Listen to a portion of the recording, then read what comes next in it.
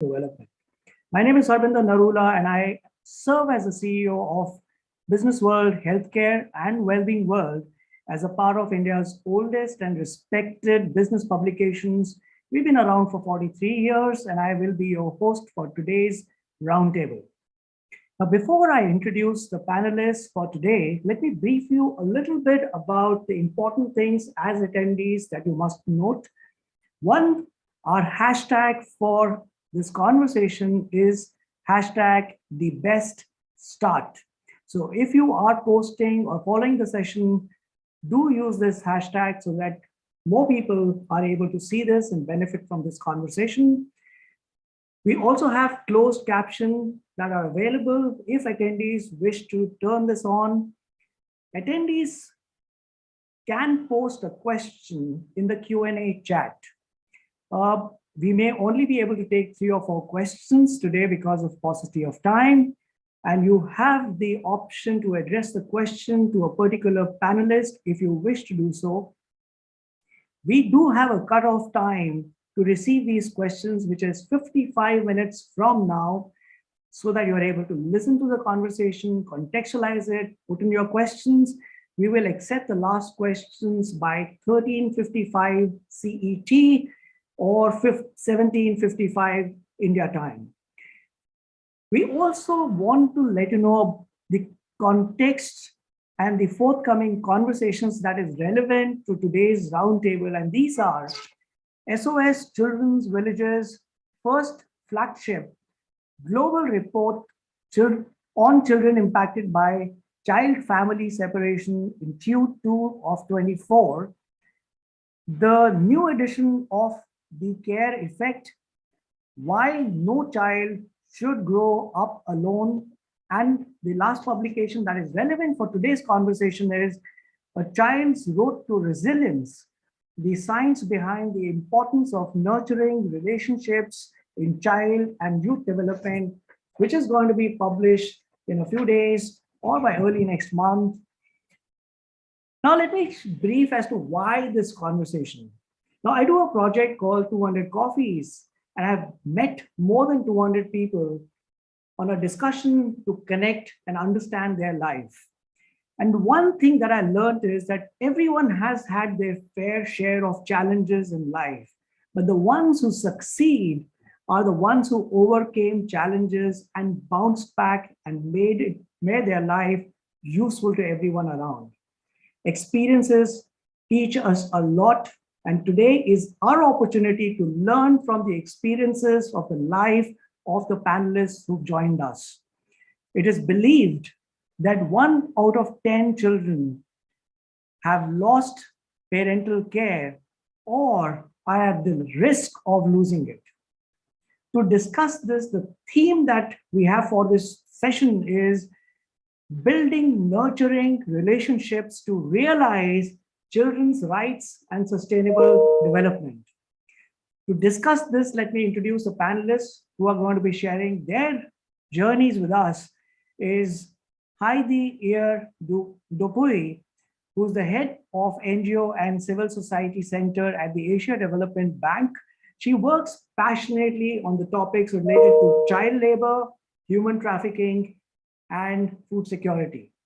Joining us also is Emma Tokwana. She is someone who grew up in the SOS villages and has had the first-hand experience of care. She has also advised on youth programs focusing on employability and entrepreneurship. So welcome, Emma. We also have Teresa Ngigi, who is the mental health expert at the SOS and has worked across the globe on various topics, but she is passionately working on trauma-informed care and child protection. And last but not the least, we have Tico Granberger, who is a contributor to the newest publication that I just told you about, which is on the science of resilience and attachment theory. And he is someone who has experienced growing up with no father and with a mom with mental illness. So welcome to each and every panelist. Your journey and your conversation with me today is going to be really, really useful to everyone who's listening this.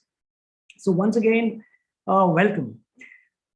So, keeping in mind the topic, and I'm now talking to all the panelists. My first question to you is based on what the understanding of your individual life experiences of losing or being at the risk of losing parental care or working with someone in this situation. How has it helped you craft your experience in your area of expertise? So, Heidi, why don't you share? We start with you. Thank you, thank you, Habinder, and it's a pleasure to be here today. Actually, I've had experience working at World Vision before I joined ADB. So my World Vision work was mostly on child protection and working with children whose family live on the streets or have been displaced as well internally in the country. Um, my experience is actually in the 1970s when Asia was not a very stable place, and my family had to leave Cambodia because of the conflict there, the war in Cambodia. And I think one of the most challenging thing is to leave your homeland and to go to a new country. And we did it on foot. We walked. It took us a whole week to walk from Cambodia to Vietnam.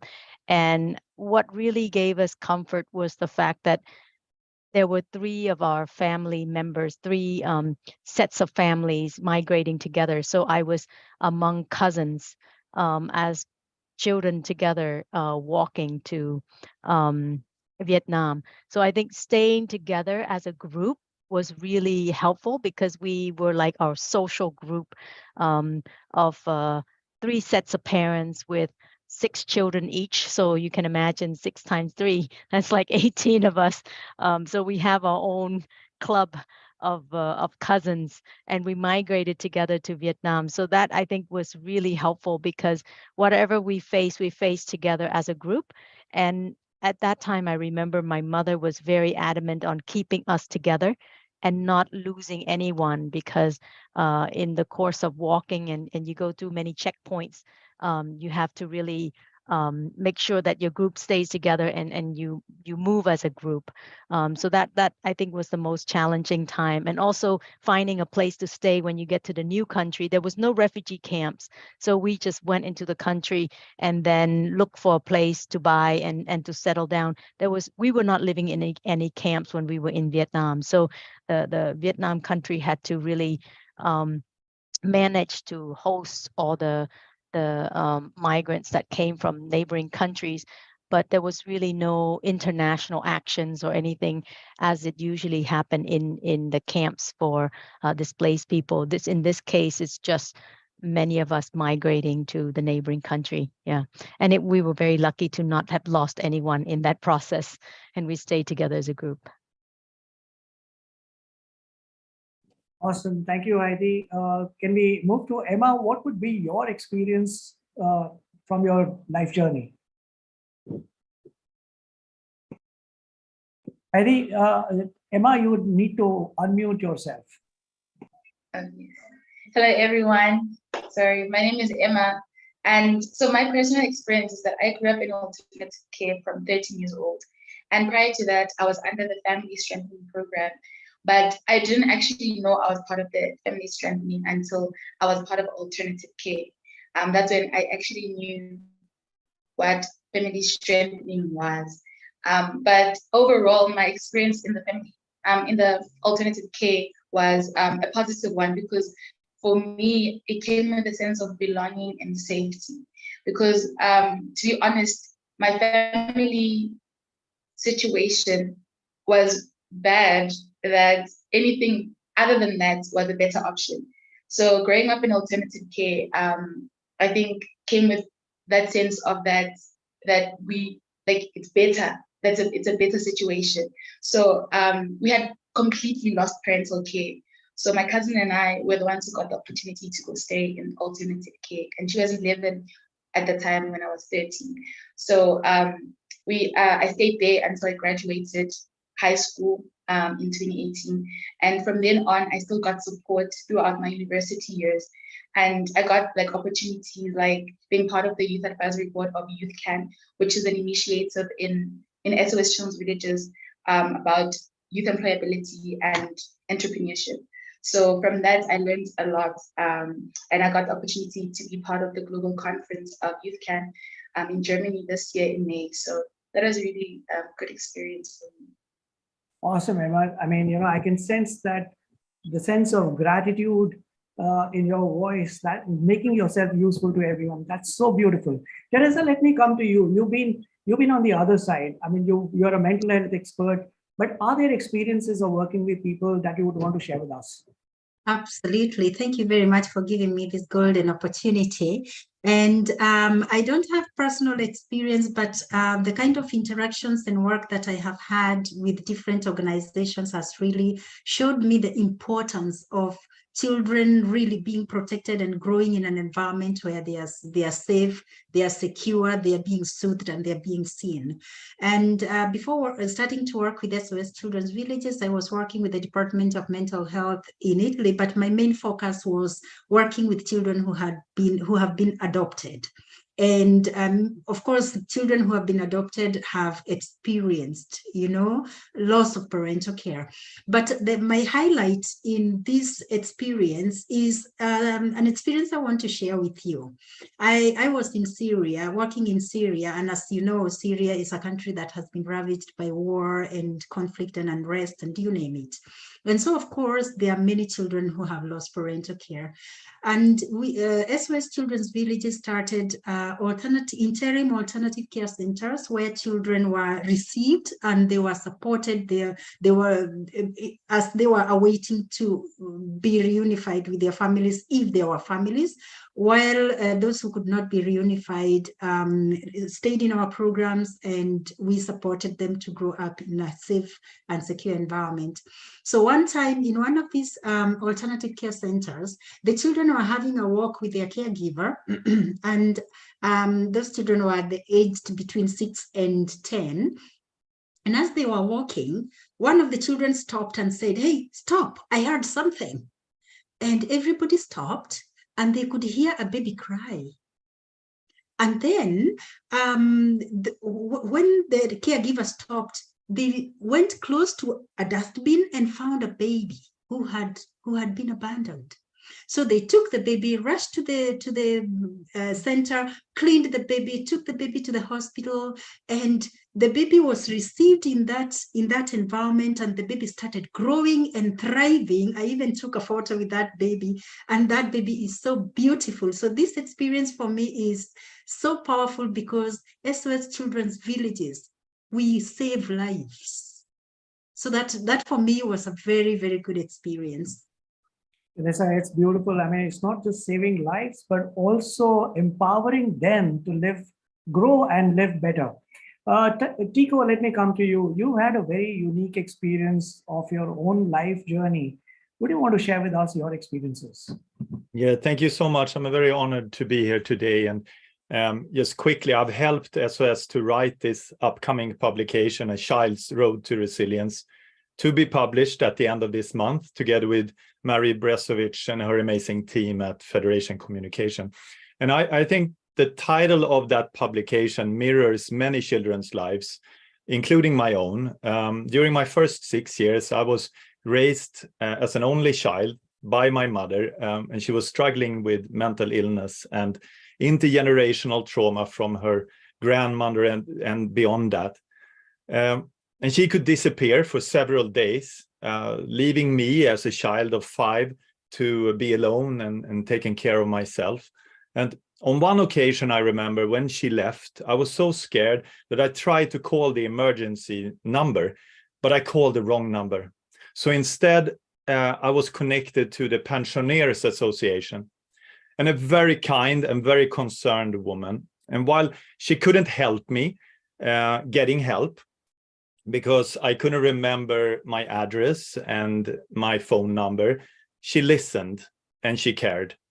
And her support in that instance for a child in need is something that I still remember and cherish to this day. And when I was 6, my life changed. I was adopted by my grandmother, and she had experienced severe abuse as a child and was unfit to take care of my mother. But she used all her time and all her energy to set on a path of change. And she showed me that she could care, and she tried her best to heal my wounds from childhood. But I know also that healing is not a straight line. It's sometimes very crooked and very harsh. And as a boy, I felt my anger and I showed my anger because anger was so much simpler than showing pain. But even in my darkest hours, there was one thing that kept me going. I didn't want to disappoint my grandmother, because she was the one who helped me. And I developed an ability to see these two sides of myself. There's a common story about 2 wolves. And the question is, which of the wolves that will grow the most? And the answer is the one you feed the most.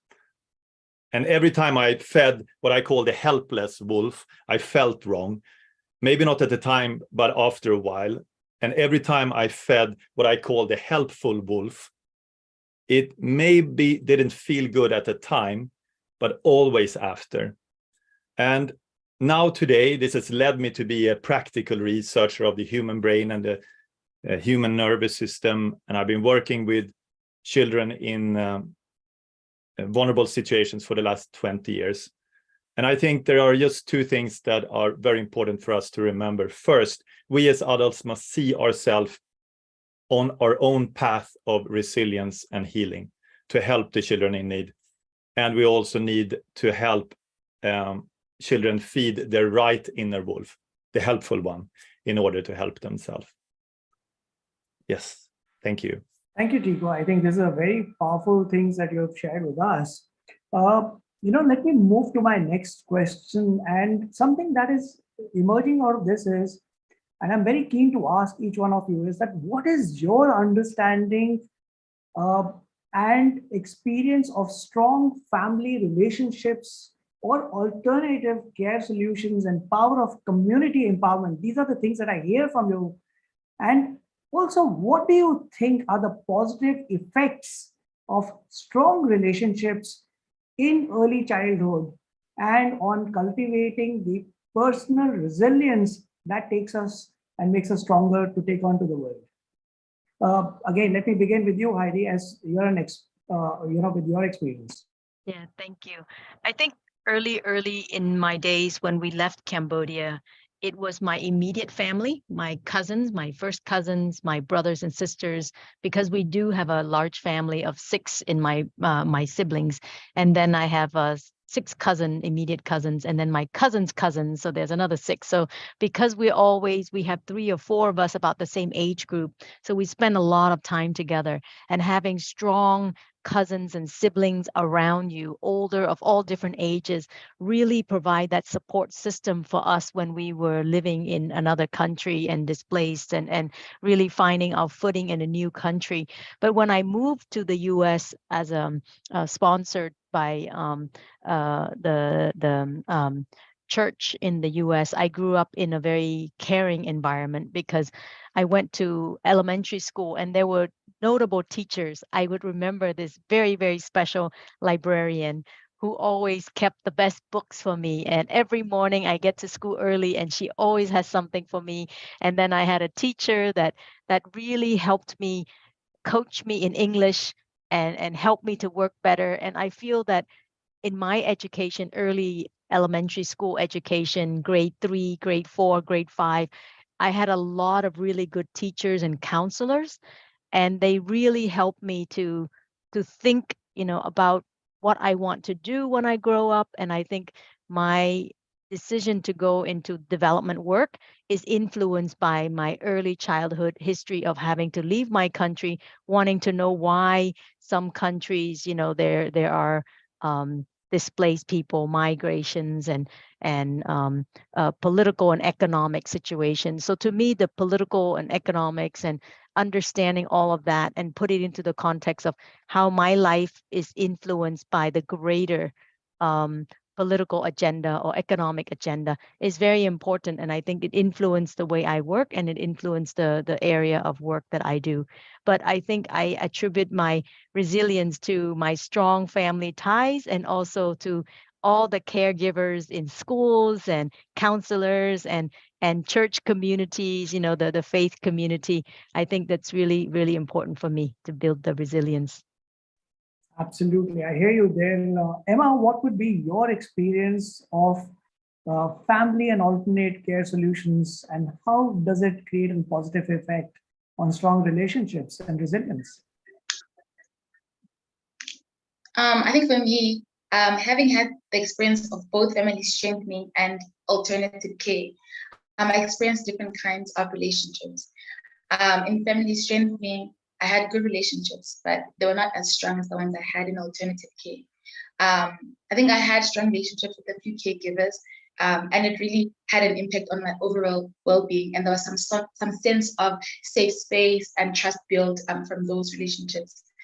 And also, I would say that I was significantly close to my house mother, because I feel like she took time to separately build strong relationships with each and every one of us. Because obviously, it's not going to be easy if it's only you and you stay with 8 other kids. So she took time to build strong relationships with each and every one of us. So I remember I obviously have my own personal experiences from what they had with her, but I know that she took her time to really build those relationships. So I remember for me, there was a day that I was not feeling well. So she took me out on a drive, and we just went out to have lunch, and we were just spending time together that day. And we were just talking about everything and anything. And for me, that really meant a lot, because also she didn't really just spend time with us separately or personally, but she would make sure that relationships within the children, like amongst the children, are strong relationships as well, because we were going to stay in that house together for years. I mean, I stayed there from when I was 13 until I was 18. So she made sure that living together, we had those strong relationships, because she would take us to the park and we would just spend time together as the children.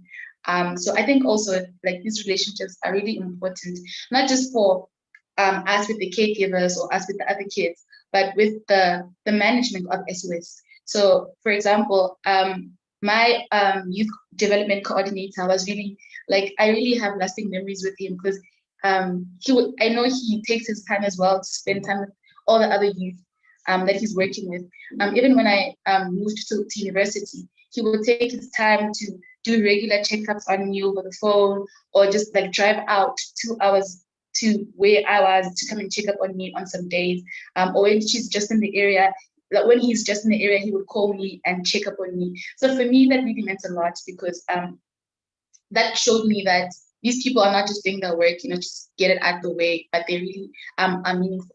They take it like meaningfully, and they're intentional about the job that they do. So I think for me, I would say just strong relationships like create like emotional and social development in the kids that you're working with, and a sense of like security, and they also promote trust, and they enhance like the child's ability to form other relationships with other people. Got it. Emma, what I hear are the 2 very strong words that I would relate to parental care and the emotion that they bring in, and that is safe space and trust. With that, let me come to you, Teresa. Teresa, you are an expert in mental health. What is your take on this? Yeah, I think what Emma has said really makes a lot of sense. And I believe in attachment, secure attachment between a caregiver and a child. Because when a child feels that they are protected, they have this positive attachment with their caregiver, then they can explore the world. Because when adversity happens, the child's brain, and Tico knows this better than me, the child's brain just goes into the survival mode, fight and flight.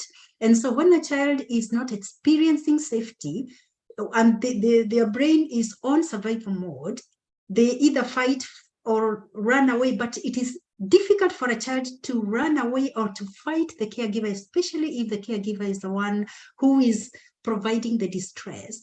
So the child ends up freezing. And so the whole system is focused on surviving. So what happens is that all the other faculties of development are interfered with.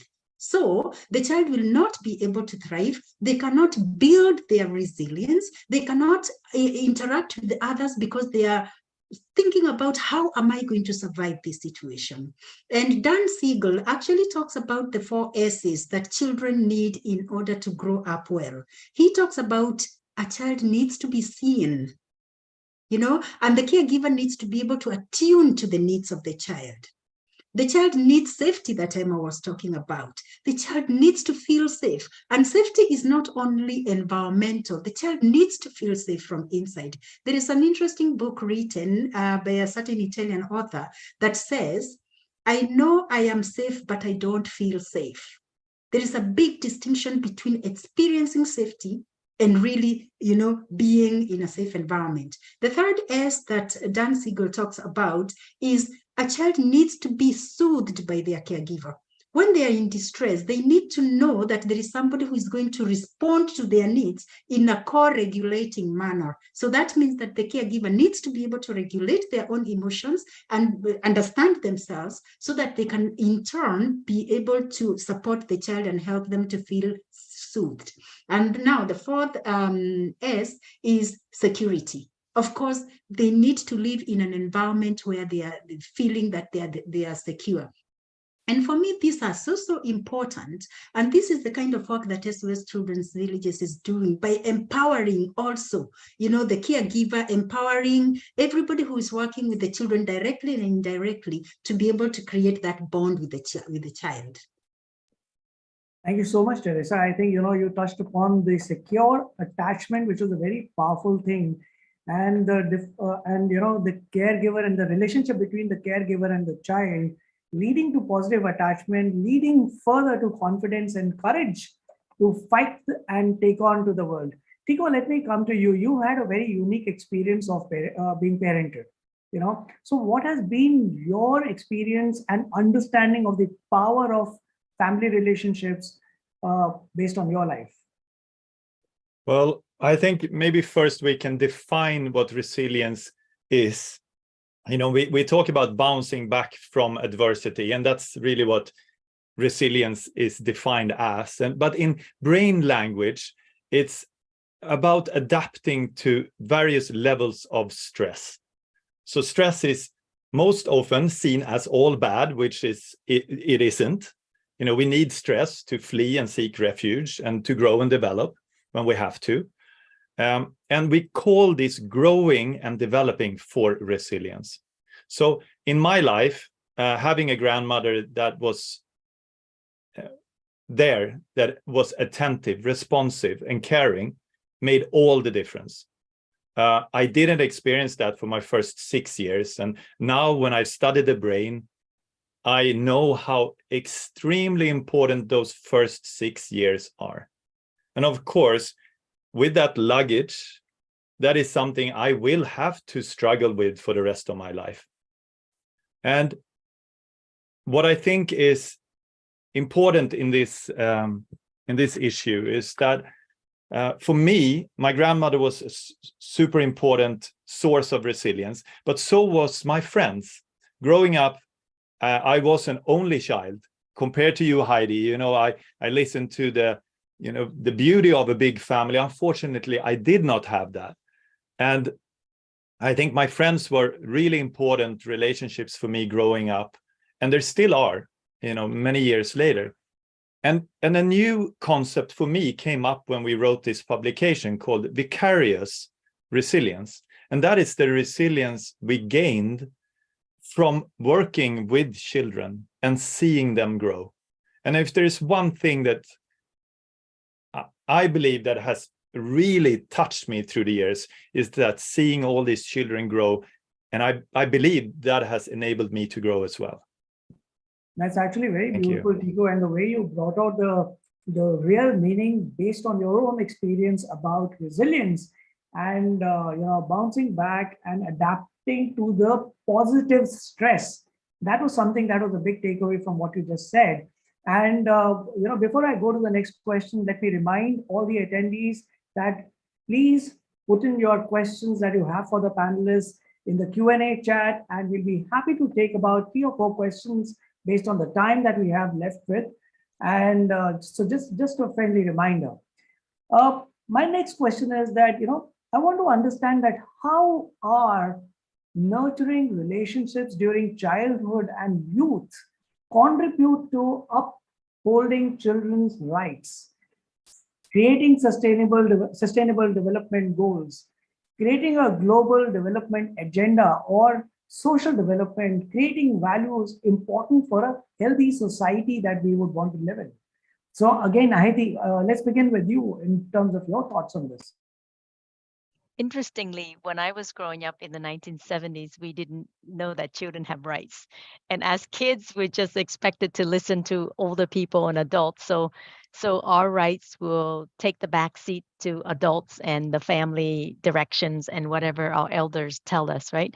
And I think when I started working with World Vision, I actually learned a lot about rights and children's rights, and that children need to be listened and seen, like Teresa mentioned, and to be heard and to feel safe and to really empower them to speak up their voice, to be heard. But when I was growing up, it was not something that we know about, and it's not something that we, as children or as family members, are able to give precedence to, or because in a way in Asian culture it's very much age related. The older one has more rights because they know better and they actually are your elder, so there's a lot of reverence and respect for elder, so the young one always would give way to the older one. So in the Western culture and the approach we have now with sustainable development, it's about children and children's rights. But I think there is a sense of the need to teach children responsibility as well, because with rights comes responsibility. With the right to speak out, you also have to think about the respect that you have to have for others when you speak, right? And I think some of the challenging we have is when we teach rights without teaching respect at the same time, then people think they can say anything or do anything without realizing the impact that can have on others, right? So I think rights is very important, and giving children the space to be heard and to be seen and to really make them feel that their voices matter. But at the same time, the voice is one among many. And how do you teach young people to work within that space of having your voice to be expressed, but also at the same time to listen to others as well? And I think this is the challenge we have in ADB. Recently, we have a program called Meaningful Youth Engagement. And one of the component is voice and agency of youth, empowering young people to be able to speak intelligently in a panel, part of a forum, and creating the space for them to engage. And I think that's really important. And all at the same time, we do capacity building of young people on how to engage in a way where you can be respected and you can be heard. Because if you engage disrespectfully, then you may not be heard. So engaging in a way where it fits within other people's dialogue and a way of handling yourself. So that's very important for us at ADB and the voices of youth and empowering meaningful youth engagement. Right. I think this is very interesting because, sometimes cultural issues also create a difference in terms of how do you explain the rights to the child, and at what age do you want to explain the rights to the child, and also relevancy of whether you are being heard or not. So, it's very interesting that we're talking of the rights of a child on a day which is also celebrating the day when we signed the Convention on the Rights of the Child, which was signed in 1989 on 20th of November, which is, I think that's the anniversary that we should be celebrating today. Emma, let me come to you in terms of your experience and, on the relationships, etc., and the contribution it has to upholding the child's rights.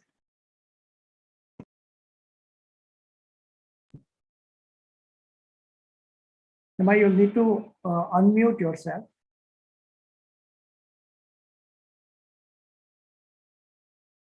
Uh, it seems Emma's screen is frozen. She may be having a technical issue. Teresa, maybe we would want to come to you. You can come back to Emma later. Teresa, what would be your understanding on child's rights, building resilience, uh, and also, contributing towards developing the sustainable goals on the understanding of the child's rights? Absolutely. Yeah, I think that's a very important question because I strongly believe that, yes, resilience is, succeeding to go through experiences of difficulties, adapting, as Tico said. At the same time, I strongly believe in resilience helping you to be better than you were before the crisis happened. For me, that is the hallmark, that is the highlight of resilience, the ability to bounce even higher than you were before. And I strongly believe, especially in the rights of children, respecting children and ensuring that the child is heard. And as Heidi said, it is so important for children and young people to be engaged and involved in participation, because in SOS Children's Villages, we do have child and youth participation. And that needs to really have a strong, very, very strong approach, because children have what it takes, and when they participate, and when they are engaged, and when they are involved, you find that they feel the sense of ownership, they feel the sense of empowerment, and they feel that they can make a difference to the society. Because if we do not allow children to have a voice, and not only vocal voice, but just their being there be really, really taken very, very seriously, they will create walls. And what happens is that the walls that kept us as children becomes the walls that imprison us as adults. Those words were said by Alex Howard, because I think it is so important to ensure that it starts from the ground up.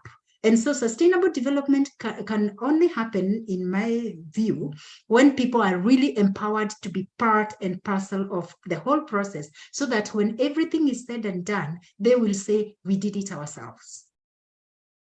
That's a really powerful thing, but that requires a lot of guidance and the right guidance to the child, because they may not be aware and may not even understand that. Tico, let me come to you. What do you think at that age when you're talking about the first 6 years, and then you're growing up, got nurtured by your grandmother. What do you understand about child rights, and what is it that you would want to share based on this? Well, in essence, I see the GDPs and the Convention on the Rights of the Child as guidelines to ensure that children are able to use their full potential. And for me growing up, I think that was my biggest motivation in life. I didn't feel that I was living my full potential. I didn't feel it as a child, but I had that drive to ensure that I, at one point in my life, found that potential, tapped into that potential, and then saw what happened when I could do that. And I think, in order for these rights to come into fruition, we need a responsive and caring environment, of course. But what does that mean in the language of the brain? We know that the brain adapts to change, but it also needs stimulation. And it needs touch. It needs others to respond to, our crying and our cooing and our playing. And when the developing brain is calmed down, as you were saying, Teresa, and comforted, it starts building, instead of these patterns of insecurity, these patterns of security within the brain. But when the child is not stimulated, or if it's overstimulated, and you also talked about this, Teresa, by these scary and confusing events, these security patterns are hindered. So I think in relation to the rights of the child, we can, from a neurological perspective, emphasize things like the right to receive emotional support, to develop a sense of security and self-worth, or that every child has the right to gain stimulation needed to develop optimally. And in these ways, I think there is an opportunity to use the Convention on the Rights of the Child and attach that to what we know about the young developing brain. Thank you. Thank you, Tico. I think, your inputs are really, really coming in because of your own experience. And these are really, really powerful, just as Emma, shared her views. It's important to understand your life journey. It's important to understand what you went through, what you felt. And it was also good listening to what Teresa was talking of, childhood experiences of the people that she's dealt with from being on the other side of the table as a caregiver. But all this conversation must lead to what is it that we need to do? So my question is, what, based on your own experiences and learning from dealing with those who you have worked with, are your asks from the government, from international organizations that are working in this space, from alternate care providers, family support providers, or even the cooperation partners? What do you think they should be doing to build child care, helping a child become resilient and courageous to go take on to the world? Maybe let's begin with you, Heidi. Yeah, I think it's really important to have policies that actually keep family together. At the same time, as much as possible, I think if there are children who don't have caregivers, another way is to have alternative foster parents. I remember working at World Vision, we had a program where we helped children who were living on the street to relocate back into their own provinces of villages, and then trying to find foster family for them. I know there were other NGOs working in Cambodia that create this family unit, and then they put children with the family unit, and then they have social workers following up on how that family is doing, so that the children grows up in this environment of a family. And I think that's really important. But beyond the family is also the community. I think building strong community resilience, and the role of faith-based leaders as well as teachers and institutions that work with children is very important. I think schools is probably the earliest thing that young children come in contact with, the daycare center or a healthcare center or whatever center that works with children, work with people, needs to be trained and needs to be made aware of how to treat people. And how to treat children. I think this is really important because many children actually, whether they are in their home country or they go to a new country, they have some semblance of schooling that happens. And I think the caregivers there in institutional environment like schools and churches or mosque or temples, I think providing that additional community support in addition to the family unit is very important. Emma, we lost you, during the conversation, but welcome back. The question is around what needs to happen. Now, based on your experiences of growing up with alternate care, what do you think can be done better? What do you think the governments need to do? What do you think the international organizations can do to help children get parenting and making them resilient? I'm sorry that I disconnected. It was a network issue. But yeah, I think for me, my main ask is that the mental health of the children be prioritized. To be honest, I feel like this needs to happen at an early age, like for kids to grow up knowing that they can talk about mental health, and that's not stigmatized, or it's not a taboo to talk about their mental health. To be open to communicate about it before they actually reach a point of no return, because you can reach a point of no return. I feel like that. And additionally, I think that organizations like these, they need to invest more in training caregivers, for example, house mothers and guardians and caregivers, to be good listeners. For example, my house mother was a really good listener, and I could talk to her about anything, like I already mentioned before, because she had created like a circle of trust around the home. So this taught me to also be able to listen to other people, because I knew how it felt like to be listened to. So this helped me with better communication and better communication and listening skills in my youth, also in my childhood. So I think also having spoken to other young people about this, they also communicated that they needed someone to just listen, for the caregivers to be understanding. And also I think the caregivers also need to be supported in this, to be taught how to be good listeners to these children under their care. Because I feel like this could help build better relationships between caregivers and their children. Because personally, I've had experience with that, and I feel like it really worked better for me with regards to my communication skills and listening skills.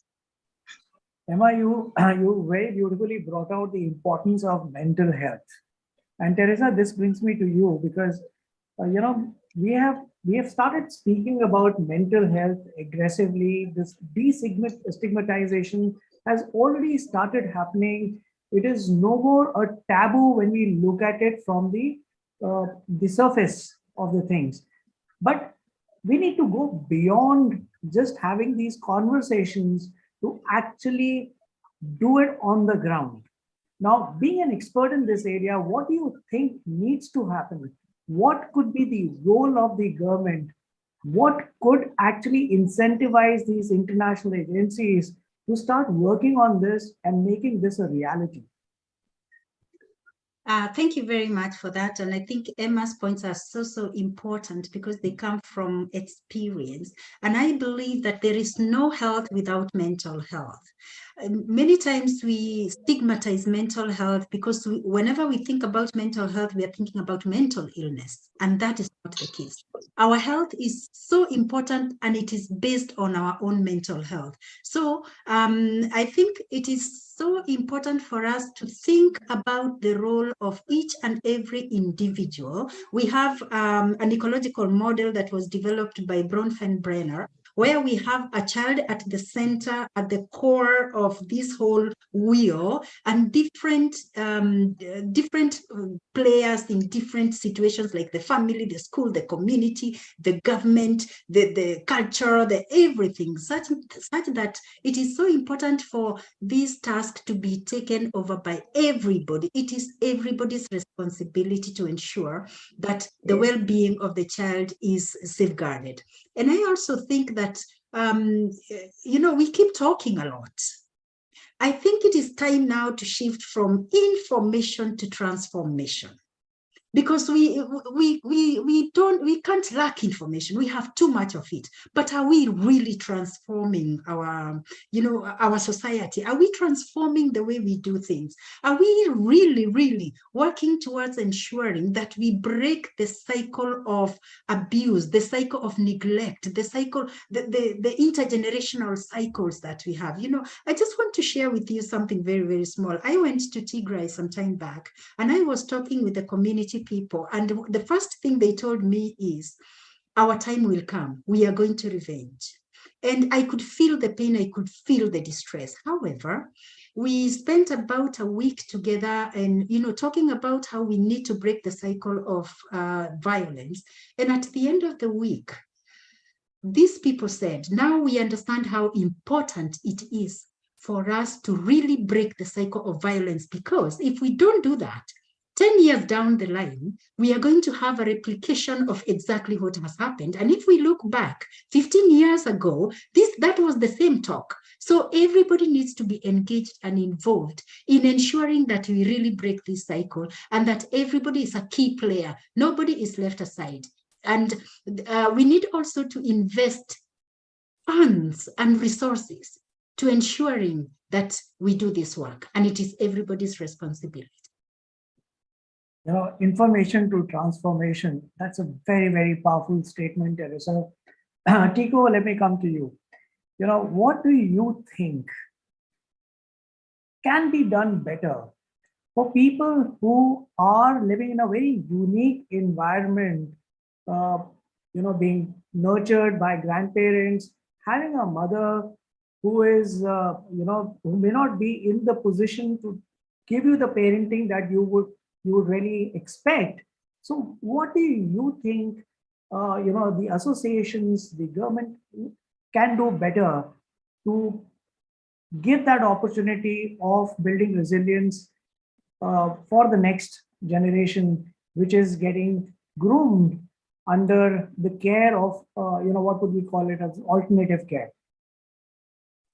Well, thank you for that question. And I think, the list is long, but what I want to contribute today is one word that we have kept coming back to. And it is the one thing that made us all come together today, that enabled us to do this talk. The one thing that enabled us to fly to whatever destination we needed to, or take the bus or our own car, and it is trust. The trust that the car won't break down, or the pilot won't crash, or I will be able to hold this talk today, and the trust that the technology would work. And when we talk about trust, we can really investigate it, because what I believe is that if we see mental health and the implications of poor mental health as a breach of trust, we can take away some of the stigma. For my mother growing up, that was the biggest obstacle to healing. That was the stigma of mental health, because no one wants to be unhealthy. We don't want to be ill when there is no care to be received and no healing to be received. But if we just see that we are all connected by trust, trust is what glues families together, relationships together, societies together. And when that trust is breached, when it's broken, we just need to glow it back. We just need to do that. And that is the path that we can take. And of course, we can detail that path. It's about early inventions. It's about helping families and parents. But what I want to emphasize in this talk right now is to shift our perspective and see that we all experience these breaches of trust. And we can just imagine what happens when that breach comes early in life and we have to live with it. And for all those children, what we need to do is to rebuild that trust again. Tigo, you brought up a very, very, very important aspect. I mean, I keep talking about this when I have conversations in various forums. We need to understand the difference between trust and what I call it as faith. We need to understand that faith is what a child needs in himself or herself and those who are taking care of him, because that element of doubt that I hope things will fall in place gets replaced by I know things will fall in place, and that is the result of the faith that is there. And the second very important thing that has come out of this conversation with Teresa, experiences of Emma, Heidi, and Tico, is that fact that we need to strongly speak about how the word mental health needs to be understood. It is not illness oriented, but it is building up of strength inside of you so that you have the resilience to face the world and demonstrate the courage while doing so. And before and this is a reminder that, to all the attendees, that if you have questions flowing in, it's time that we will be closing the receiving of the questions. So if you have questions, we still have a minute left. Please let them flow in so that we can take note of these questions. We may have time only to take 3 or 4 questions. But in the meantime, I like to summarize, some of the things that I've taken away and from this conversation, listening to all the 4 panelists. One is, Heidi, you spoke about how you got displaced from Cambodia and walked to Vietnam. And the courage and the faith and the trust that came in, that everything will be fine, or we know together we are, and no one should be lost. Each one was relying on the other person, and that trust was there, that somebody else is there to take care of me. That was a very, very powerful thing that I could sense from what you were sharing. And Emma, you spoke about the power of alternative care, and you also mentioned this very beautiful phrase, that experiencing a sense of belongingness. When you are being taken care of by someone else, you need to bridge that gap, that I feel I belong to this place. This is my safe place. That was a very beautiful thing that came out of listening to your experience. And Teresa, of course, I mean, you are an expert working with children who you were talking about, who have been adopted or were to be adopted in Syria. And, when you see that glitter in their eyes, when they see the sense that they may be reunited with with the ones that they've lost connect with, or when you shared the story of the abandoned baby, and you used the word that the baby was received in an environment, that really touched me, because it's not that we sent a baby there or the baby was adopted. The way they were, the baby is received and being taken care of, that okay, we have another member in the family. That was powerful. And Tico, you spoke about trust. You spoke about this very powerful thing, that societies, families, friends, and I would say even countries are connected by trust, and everything is lost if there is an element of distrust that comes in. So that was a very powerful thought that I felt was there. So thank you so much for sharing all this. I think it's time for me to take on the questions that we have received from the attendees. So Tico, we have a question for you, and this comes in from Tom Moons. And I read out the question. It is, have you ever known who helped you at the other side of the phone? So it's very interesting. Did you ever get to meet that person who answered your phone? Unfortunately, I was only 5 at the time, and there was a pensioners organization. So unfortunately, I haven't met that person. What would have been your, your emotions if you were to have met this person who answered your phone? Well, I think I would just say that imagine what you did at that time for those brief minutes that etched itself into a small child's brain for a lifetime. And thank you. Beautiful. Thank you, Tico.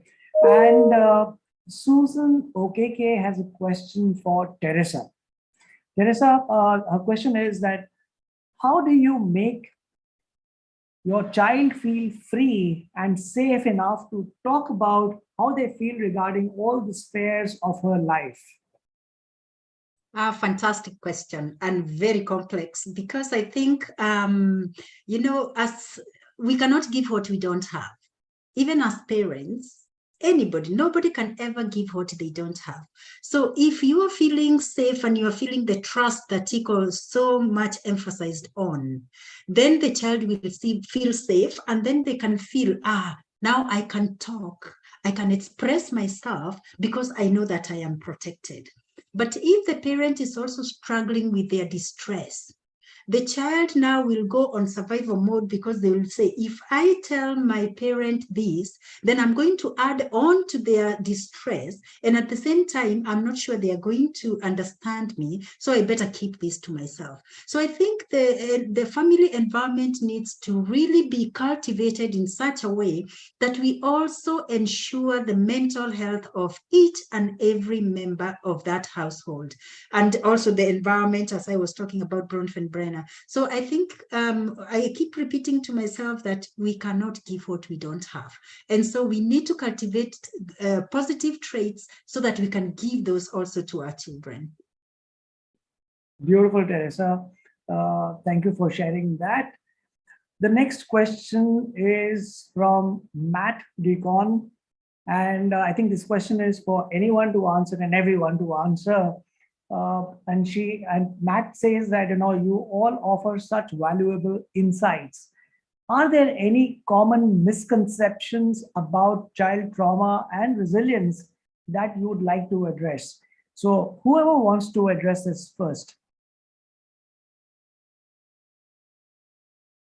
Maybe I can go there. I can go first. Yes, Teresa, please go ahead. Yes, thank you. First of all, I think that already, even without talking about children, there is a lot of misconception about trauma. Yeah, and about mental health in general, because the big umbrella is mental health. Trauma is just part of the whole. So I think knowledge is so important. But as I said, we don't just stop to the knowledge. We also move now to the next level of allowing this knowledge to really transform us. And we need to be able to create a healthy system, not only treatment for disease. Because in most cases, we find that what we are doing is firefighting. We only respond when there is distress. We only respond when there is a problem, when there is a challenge. But I think it is important for us to create a healthy system.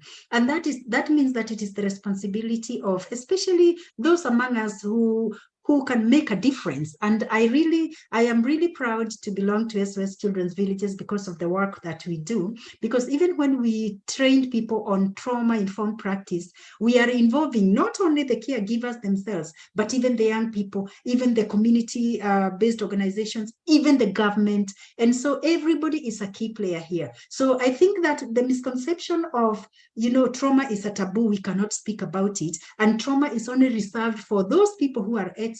I think we need to debunk those myths because all of us are engaged and involved, and all of us can contribute something. Awesome. Thank you, Teresa. Anyone else would want to go in for this? Yeah, Tico. Yeah, I can take a shot. And also, I really want to emphasize what Teresa said.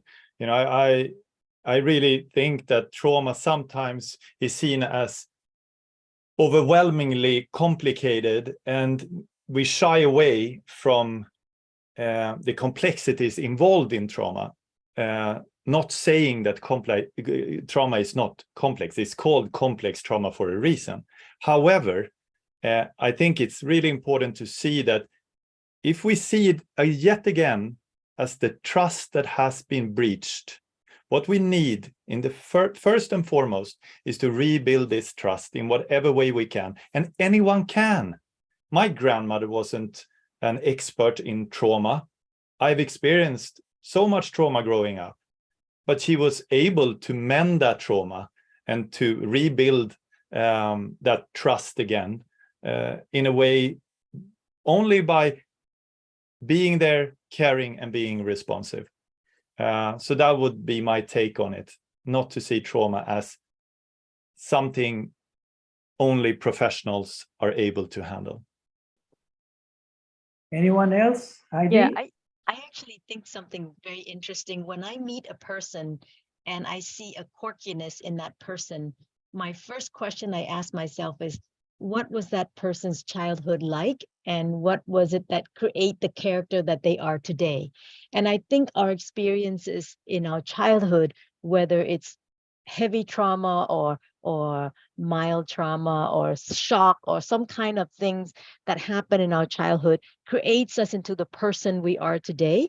And I think about that because as I get older, I understand my mother more and I understand my father more, because when sometimes I think when I was growing up, when I think my mom was being harsh on something, I judge it right away and I get upset. But as I get older, I realize, oh yes, when she was a child, she didn't have this or didn't have that. And that's why she is like this and like that. So it actually gives me a deeper understanding of where people are coming from. And I think everyone has a story, and the story behind each and every person's characteristic and how they are and why they're passionate about what they do today, I think is based on their past. I think, Tico, I really am impressed with, your story, because I think that what happened to you as a child made you into who you are today, and you're able to help others and overcoming your challenges. And now it really builds your character.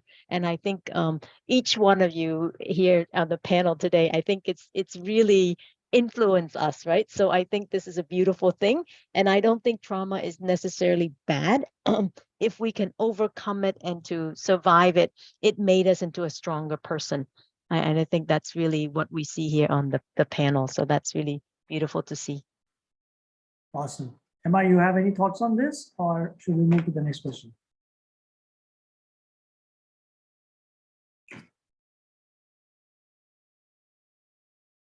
Okay. I have a question. I mean, Tico mentioned one thing, and he said that, sometimes children feel that they're not able to live to their full potential. Teresa, my question is to you. Children are young, they're small, they may not be mentally developed to understand what their potential could be. So how would a child know what their full potential is without, and how can we help a child not get a feeling that he or she is not able to do what they really wish to do? Yes, that's a brilliant question. There's something we call mirroring. Children see themselves in the adult, in the caregiver, all right? Because their brains are developing slowly. And of course, the sequence of the development of the brain takes a long time, as we know, yeah. But at the same time, I think it is so important for us to really work with caregivers, and even with expectant mothers. That is one of my dreams, to be able to really work with expectant mothers so that they can know the impact that even their emotional states are having on the unborn babies. And even when they are born, whatever happens after they are born really has an impact on their development. So I think it is important for us to ensure that we invest time in supporting the caregivers, helping them in their struggles, ensuring that they are able to, to receive the support that they need. And this is where I also call upon agencies, the government and organizations, to ensure that we invest resources in taking care of caregivers. Because once we do that, then they will be able to give this, what we call relational care, to the children. And children may grow in an environment where they are mirroring back, and then they are stimulated, as Taiko was saying earlier. Their brain is constantly stimulated positively so that they can become the best that they can. Thank you, Teresa. And a small note for the attendees. We have a few questions that still need to be answered. It's time that we will not be accepting any new questions because we need to respect time. And let me take the next question in the meantime. This question is from Lydia Giglio. She says, thanks all for the interesting contributions and powerful testimonials. She says, Heidi, thank you for sharing your story on the importance of families to stay together in the context of displacement. From advocacy perspective, what would be your recommendations for governments and policymakers in the context of migration to prevent child-family separation and supporting family to stay together and thrive in a long run in such challenging contexts? Brilliant question, Teresa. Do you want to take this up? Yes, I think that's a very complex question that I think we may need a bit more time than the short time that we have. But I think in the whole of our discussions, we've been saying the importance of every person as a key player to ensure that we contribute towards the well-being of people. When we talk about migration, I think Heidi, you've been there, done that. You have the experience of how it feels to be, to go away from your safe haven. I migrated, so to say, to Italy, but I am it's my husband. I met my husband who is Italian, and so we migrated. We went to Italy. I didn't go there as an immigrant, but I went there as somebody adopted in whatever. But however, it was very, very difficult for me to settle in this country. Extremely difficult.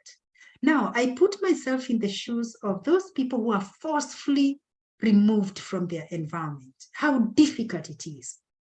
And I think that is where I really feel it is important to ensure that we move from information to transformation. We need to break this cycle. We need to break the chain of, of distress, of suffering. How can we ensure that people are safe enough not to have to migrate, not to have to leave their surroundings? And I won't go further than that, because I think this is a question that requires a lot of time to answer. Thank you, Teresa. And Heidi, let me come to you, because this question was specifically marked to you. So what would be your take on it? I mean, I wanted Teresa to set the context, but, what would be your answer to this? I think what's really important is when we think about policy that has to do with working with migrant families, it's important that the policy doesn't separate, women here, men here, because if you start separating, then it's very easy for people to get lost. Even in a I guess host country where you're hosting migrants. Having systems that keep the family together. I remember in the refugee camp where we were staying in, it was sectioned by sponsoring countries, and each sponsoring country has a housing, and then they measure the space of the housing, and they say, okay, you have 6 family people members, and you stay together in this block, and this family stay together, so they block out the section, and then they give it by families, and then everything they do is by families and head of households, and so it's very important to keep that unit together. And if they have family members who are traveling with them, like cousins and aunts and uncles, they try to give you in the same space, in that same building, so that relationship is maintained. And I think that's really important, that policies do not separate mothers and fathers and children, keep them together as much as possible. When we were in the boat, and we were rescued by the other countries. I think it was Indonesia at that time, when they said, okay, the men stay on the boat and we just taking the women and the children. The first thing we thought of as the boat people, we were like panicking. We're like, what's happening? We're being separated, right? So the stress comes in. So I think anything as much as possible, don't separate families, because that actually brings unneeded stress, and that can create permanent separation. You never know, right? So this is why it's important to have policies and living arrangements and things that keep them together as a unit. Lovely. Thank you so much, Heidi. We have a comment which has come in, and Emma, this is for you. There's somebody called Sarah Kisa K. I hope I'm pronouncing the name correct. But she says, Moses, a 13-year-old in SOS Kakiri location, says that he relates to Emma, who said that she attended apprenticeship. We have the same opportunity here at our location, and these skill sessions have helped us build and boost our talents and growth. So, what a beautiful message for you. We have just 1 minute left. I would just want to summarize, this session, because I'm really touched.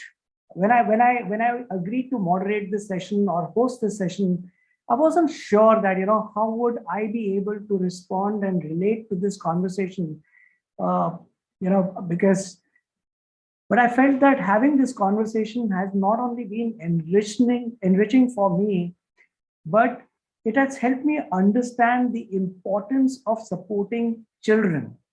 And it is not just the children who are not in the most advantageous situation, but every child. I mean, when we were talking about Tico mentioning the importance of feeling whether you've reached your own potential or not. How many times have we even gone out and tried to understand what is going inside the mind and heart of any child? That's something that we need to focus on. uh, Understanding, feeling heard is something that it came out from the conversation. uh, Feeling trusted, and feeling the sense of belongingness. These are few terms that really touched my heart, and I think I'll go back as a very, very different person today, and we will all focus on breaking the intergenerational cycles of neglect and disadvantages. It is important to understand the need for quality relationships in care and having a sustainable agenda, so that we do not let the trauma or the impact of trauma move from us to the next generation. So I think whatever we have gone through in our lives has taught us that we could use this experience to help others and then help the next generation not experience what we have experienced, and in fact make them resilient, as the topic suggests. So with that, I'd like to end this conversation. Thank you so much to all the panelists for joining in. Thank you so much to SOS for taking this brilliant initiative. With that, thank you and gratitude to all of you. Thank you. Thank you. Bye. Bye. Thank you. Bye-bye. Thank you, guys. Bye.